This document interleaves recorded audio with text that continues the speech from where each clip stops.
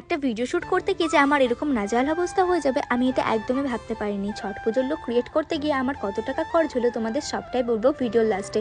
তো তোমরা ভিডিওটা লাস্ট পর্যন্ত দেখতে থাকো।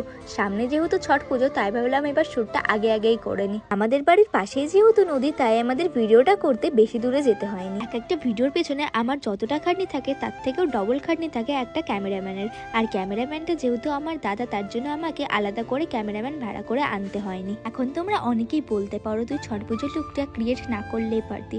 আচ্ছা দেখো, আমরা কন্টেন্ট ক্রিয়েটার, আমরা যেমন দুর্গা পুজোর আগে দুর্গা সাজি তেমন কালী পুজোর আগে কালী সাজি।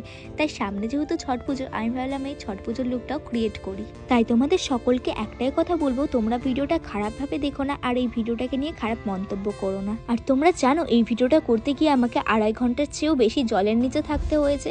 অনেকটাই কষ্ট হয়েছে। প্রত্যেকটা ভিডিও করতে গেলেই কষ্ট হয়, কিন্তু ভিডিওগুলো আপলোড করার পর তোমরা যেভাবে ভালোবাসা দাও না সেগুলো দেখলে এই কষ্টগুলো গায়ে লাগে না। তোমাদের আমার এই লুকটা কেমন লেগেছে তাড়াতাড়ি কমেন্ট করে বলো তো। আর হ্যাঁ, তোমরা অনেকেই ভাবতে পারো আমি মাথায় বিহারিতে যে সিঁদুর হয় সেটা দিয়েছি।